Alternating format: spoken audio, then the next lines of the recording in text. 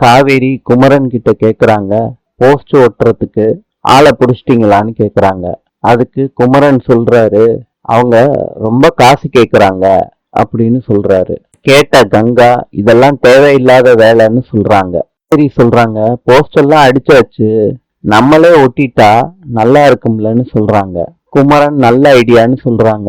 அதுக்கு கங்கா சொல்றாங்க, இந்த வேலையெல்லாம் நம்ம பாக்குறது இல்லைன்னு சொல்றாங்க. அதுக்கு குமரன் சொல்றாங்க, எந்த வேலை பார்த்தா என்ன, நானே இந்த போஸ்ட நைட்டு போய் ஒட்டிட்டு வந்துடுறேன்னு சொல்றாங்க. சரின்னு கங்கா சொல்றாங்க. யமுனா காவேரி வீட்டுக்கு வர்றாங்க. கொஞ்ச நேரம் பேசிக்கிட்டு இருக்காங்க. ராகினியும் அஜயும் வர்றாங்க. ராகினி சொல்றாங்க அஜய் கிட்ட, இந்த செவத்துல நம்ம பெரிய போட்டோவா ஃப்ரேம் பண்ணி மாட்டணும்னு சொல்றாங்க. அஜய் இதெல்லாம் வேண்டாம், ரூம்குள்ள போய் பேசிக்கலான்னு சொல்றாங்க. அதை கேட்காத ராகினி பேசிக்கிட்டே இருக்காங்க.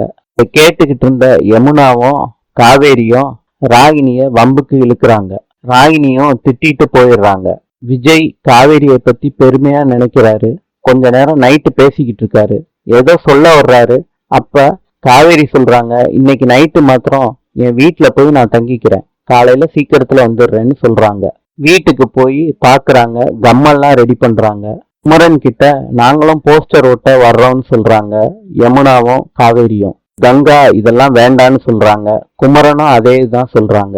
இந்த 2 பேரும் திரும்பி திரும்பி அதை சொல்றதுனால கங்கா வேற வழி இல்லாம சரி நீங்களும் வாங்கன்னு சொல்றாங்க.